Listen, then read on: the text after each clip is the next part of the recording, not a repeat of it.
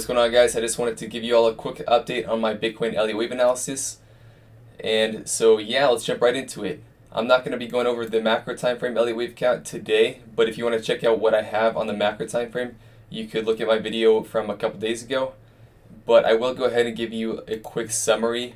So I have a WXY, or the X wave would go right here, like so. And wave W would be a zigzag, wave X would be a triangle correction, so A, B, C, D, E, and then wave Y would be an expanded flat, A, B, C. And I'm still going with the same local count that I had a couple days ago, which is a leading diagonal like this.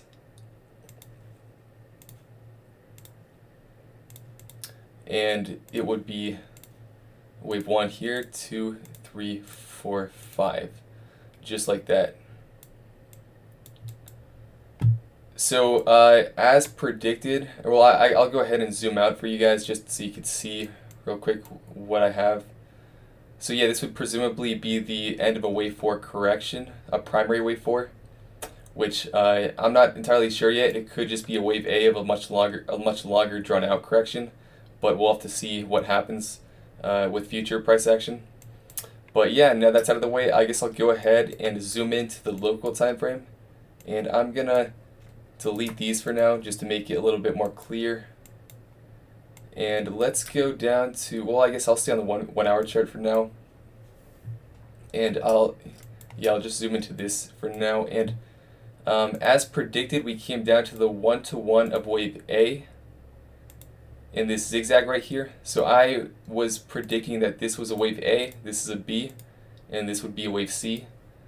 So we came to the 1-to-1, which also aligns with this channel right here, from the top of wave A to the end of wave B to the end of wave A. And the end of wave C bounced right here on the 1-to-1 at the bottom of this channel.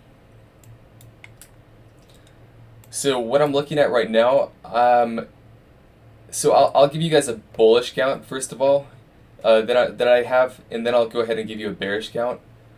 But let's zoom into let's go to like the 15-minute chart to get a little bit more detailed.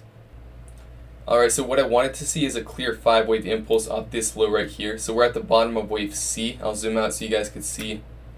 So this would be an A, B, C, and I wanted to see a clear 5-wave impulse to signal that this is the bottom.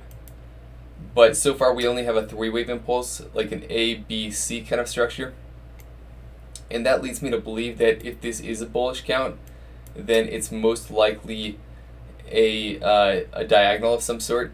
So drawing a trend line from the top of wave 1 to the top of wave 3, and then the end of wave 2 to the end of wave 4, you get something like this, and you would label it like 1, 2, 3, 4, 5. And then wave 2 would come down. It could be an ABC, but I think it looks more I guess proper, you could say, if you call this all an A, then this all a B, and this is a wave C. So I'm gonna go ahead and I'm gonna label this properly and say, oops. See, this is a wave 1 ending right here. This is a wave 2 right here, and then this would be the first of the third wave, which would end somewhere up here.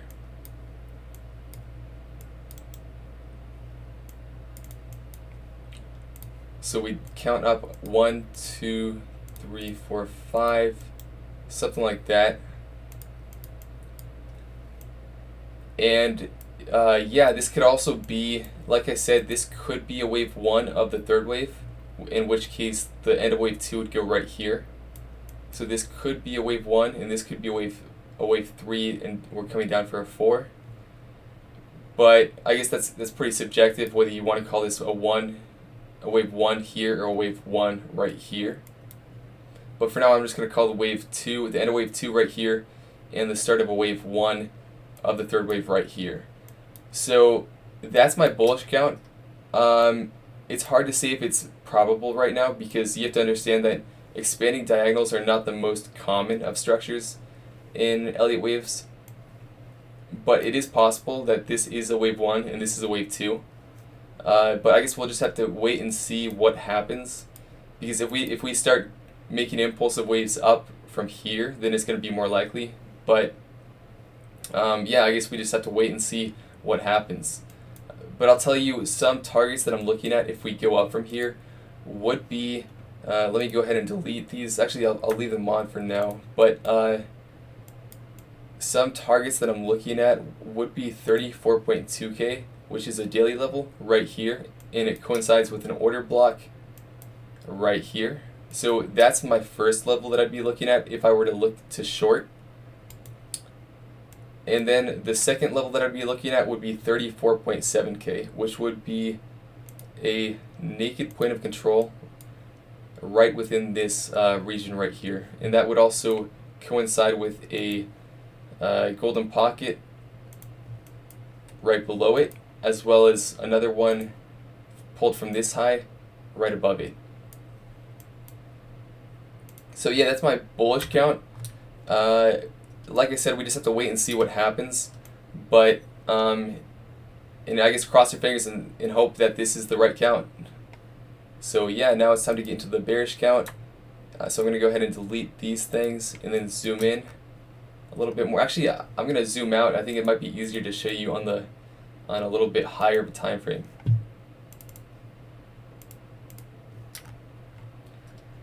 So what I'm looking at in if I put my bearish lens on would be this being a wave W. Sorry, this would all be a wave A. This would all be a wave A, up for a B, down for a C. And then this would be a wave W right here, and we're coming up for a wave X, and then back down for a wave Y.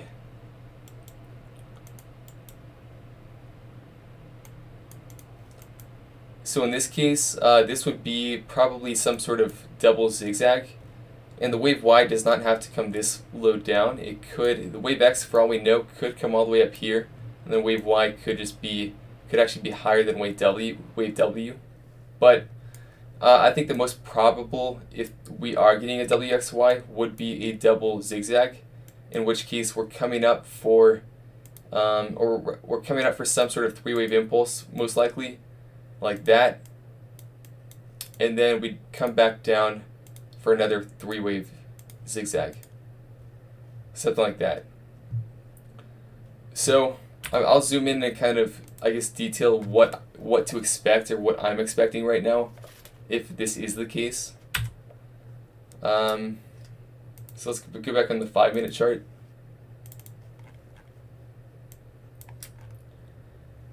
Okay, so to clarify, on the lower time frames, I don't really personally try to subdivide everything. I just find it's a waste of time. I mean, if you go on the 1-minute chart, it's just not as accurate to like look at all these wave structures and you know, say this is an A, this is a B, or this is a 1, 2, 3, 4, 5. I think it's a lot just more efficient time-wise to just kind of eyeball things on the lower time frame. And I'm gonna go ahead and say that this could all be wave W. It could be a three-wave impulse or a structure right here. So A, B, C. This could be a W of some sort. This could be maybe a zigzag, X, Y. Actually, this could all be a Y right here. So this could all be a zigzag. Well, A, B, C. That actually looks pretty good. If this is a, this does look like a zigzag. So I'm going to call that a wave Y right there. Let's change the degree on this. So yeah, this could be a possibility. I mean, I don't know if this is the same degree as this right here. I don't think it is. So what I would expect, if this is the proper count, would be this to be one lesser degree. So probably a minute degree. And this could be a wave A. We'd come back down for a wave C, and then back up for wave, or down for wave B, and then back up for wave C. So that's what I would expect, because this is kind of a small. This does not take a lot of time compared to this for a wave X. So I would expect, if this is the proper count, like I said, for us to come down for wave B or wave X and then back up for wave C to complete the X wave. Let me make sure this is the proper wave structure. Alright, so I just went ahead and made sure that all these waves are properly labeled with the correct degree. And while it was happening, there was actually a breakout of this range, this consolidation zone right here, to the upside. So that's not to say that this WXY is not possible. We could still get a WXY like this. We could still come up, reject, and come back down. But I would say that it could indicate that the bullish count might be a little bit more accurate or more probable at this point. So that's one thing to keep in mind. I guess we'll have to see how things play out. But yeah, I just wanted to make sure that all the waves are properly labeled for you guys, and this is still in the cards, but we'll have to see what happens. Like I said, the 34.2K and the 34.7K are both levels that I'm looking at, so we'll see if price can make its way up there. But yeah, I'll give you guys some targets that I have to the downside, so I'll keep these on, I guess, for now. So if we were to break down from here and create a double zigzag, then I would be looking for us to probably come down to somewhere between the 786, so the 78.6% retracement level, and the 886. So probably somewhere in this box right here, I would expect the wave Y to be, to enter a long. Because down there I believe we have a daily level at right on the 786, and in addition to that we have some naked point of controls. So yeah, we have a New York volume point of control and a London volume point of control right in this box right here.